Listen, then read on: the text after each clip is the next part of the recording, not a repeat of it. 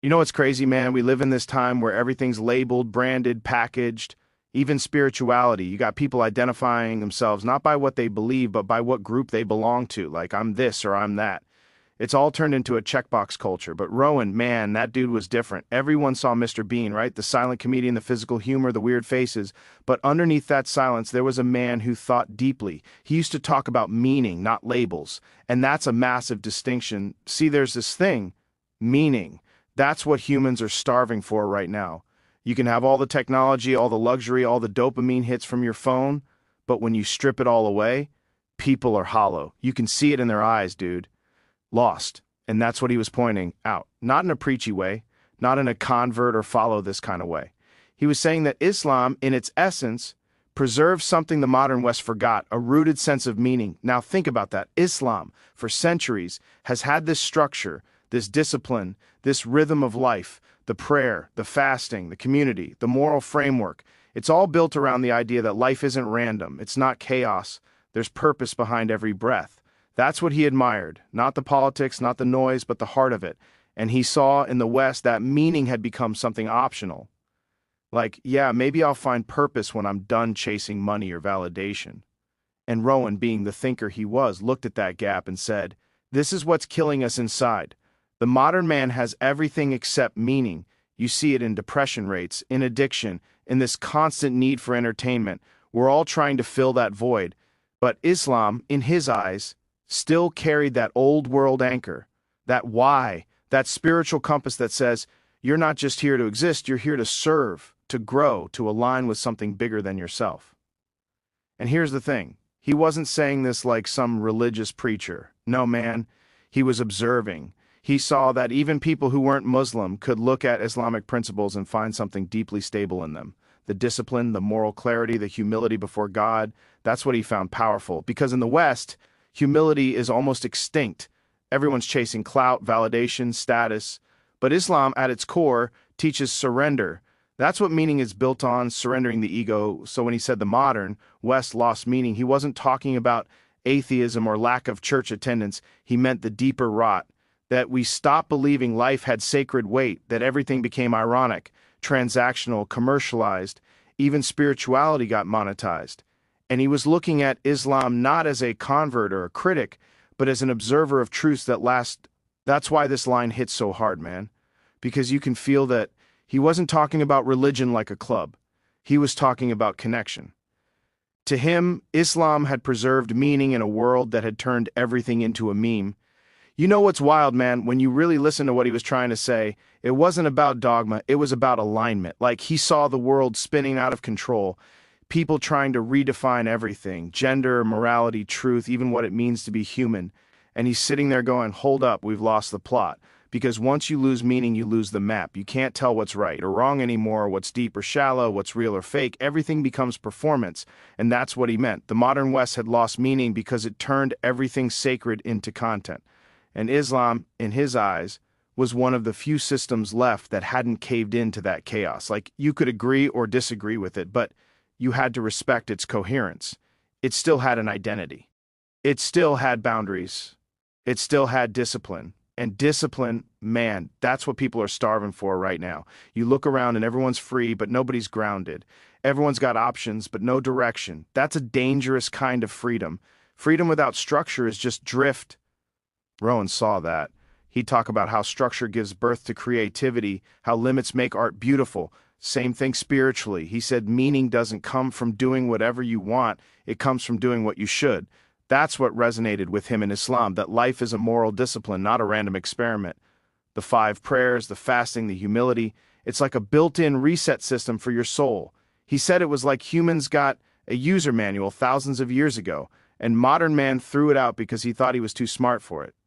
And when he talked about the West losing meaning, it wasn't hate, it was sorrow. Like, he loved the art, the science, the progress, but he could see the burnout coming, the anxiety epidemic, the loneliness, the suicides, the moral confusion. It's all signs of a culture that's forgotten why it exists. He believed Islam still had that why, that even in struggle, even in poverty, people of faith had something unshakable inside them. He once said, not publicly, but in a conversation that got passed around later, that the real wealth of a civilization isn't its GDP, it's its spiritual balance. And that line, man, that's wisdom, because look around, we've got billionaires depressed, influencers crying on camera, people with everything but peace. And then you meet some old man in a simple village who prays 5 times a day and radiates calm, and you realize that's meaning. That's what Rowan was pointing to. He was saying Islam kept the weight of existence intact. It still treats life as sacred. In the modern West, everything's entertainment now, even tragedy, even death. But for Muslims, life and death are still sacred events. There's humility, there's accountability, there's remembrance. That's meaning. Rowan's take wasn't Islam is better. It was Islam still remembers. It remembers what we forgot, that life isn't supposed to be easy, it's supposed to be purposeful, that freedom without direction becomes emptiness. And that emptiness, man, that's what's eating us alive today. You ever notice, man, how people today are obsessed with identity? Everyone's building a brand, online, offline, in their heads. This is who I am, this is what I stand for. But it's all surface level, it's fragile. Rowan used to say something like, when your identity depends on other people's validation, you've already lost yourself. And that hits different now.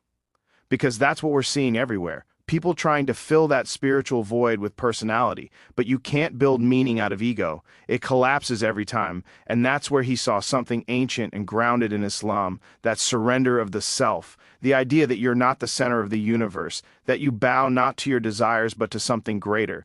That concept, submission, it's powerful, man. It's the exact opposite of what the modern West celebrates. Over here it's all express. Yourself, follow your truth, you do you. But that kind of thinking, when pushed too far, breaks you. Because if you are your own God, then when you fall, there's nothing higher to reach for. He used to talk about that. Not in a religious way, but in a human way. He said people have mistaken pleasure for peace, like we've gotten so addicted to stimulation that we think happiness is just an endless stream of good feelings. But that's not peace. Peace comes from order, from knowing your place in the vastness of existence. And when he looked at Islam, he saw that order, the prayers, the humility, the stillness, the way life revolves around remembering the Creator. He said that remembering something greater than yourself dissolves the noise. And that's meaning, right? That's what's missing in the West. People are smart, creative, technologically advanced, but spiritually they're empty. You can't engineer meaning, you can only surrender to it. That's what Islam reminded him of. That maybe the secret to meaning isn't more freedom, it's better obedience. Obedience to truth, to conscience, to divine law. And the wild part is, he saw how the modern world mocked that. People hear obedience or submission and they think weakness. But he said it's the opposite, it's strength, it's discipline, it's choosing structure over chaos. He saw Islam as this ancient discipline that still had the guts to stand against the tidal wave of modern confusion. You look around and everything. Fluid now, gender, truth, values, even reality, but Islam still says there's one God, there's truth, there's right and wrong. That's power, man, that's clarity, and Rowan admired that clarity. He said meaning comes from boundaries, that when everything becomes relative, nothing matters. That's the disease of our time. We made everything subjective, so nothing has weight anymore. He said you can't live in a world where everyone's truth cancels out everyone else's. You need something objective, something that doesn't move when culture shifts. For him, Islam had that immovable center. He wasn't preaching it, he was just acknowledging that maybe, in a world that's lost its sense of center, Islam had managed to keep its heart beating, and that's what he meant by returning to meaning. Not going backward, but going inward, going back to the essence of what makes us human, that awareness that we're accountable to something greater than ourselves. That's what he was chasing. That's what the modern mind forgot. You know what's fascinating, man? The way he talked about the future, it wasn't all doom and gloom. Rowan wasn't that kind of guy. He had this quiet optimism, this belief that humanity always finds its way back when it drifts too far. He said something like, when people get tired of noise, they start craving silence. And that's what he thought was coming. The world was getting too loud, too fast, too empty. And eventually people would snap out of it. They'd start searching again, searching for depth, for purpose, for something real. And in that search, he believed, they'd find themselves looking toward faith again. And he mentioned Islam specifically, not because of conversion or dominance, but because he saw it as a living example of meaning that refused to die. You could suppress it, mock it, misunderstand it, but you couldn't erase it. It kept re-emerging. Every generation, every time people thought it was fading, it came back, through faith, through community, through unbreakable conviction. That resilience blew his mind. He said it's like a fire that never goes out, no matter how much modernity tries to bury it under distraction. He thought that fire, that sense of divine order, might just be the thing that saves us from total spiritual collapse. He said when societies lose belief, they lose balance. And balance is everything. Science, politics, art, none of that survives long without a moral center. And that's what he felt Islam still carried, a moral center that didn't bend with trends. He admired that deeply because he saw how the West, for all its brilliance, had turned morality into opinion. And when morality becomes opinion, truth dies. He'd say, maybe Islam's discipline is what the modern world needs, not to control it, but to ground it. That's a heavy statement, man, because it takes humility to say that, to admit that maybe the system we mocked has something we lost. He said he wasn't impressed by how modern man could fly to Mars. He was impressed by the person who could kneel down 5 times a day in gratitude. Because one is a conquest of space and the other is a conquest of self. And on why one of them brings peace. That's what shook people. Because it came from a man nobody expected it from. The comedian, the clown, the guy who made the world laugh without saying a word. But behind those silent performances was someone who understood silence itself, the silence between man and his creator. He saw that the world had replaced that silence with noise, and he wanted to remind us that meaning still lives in stillness, that maybe, just maybe, the future belongs not to those who shout the loudest, but to those who remember the deepest. And that's why his words hit like a prophecy, man. He wasn't glorifying any religion.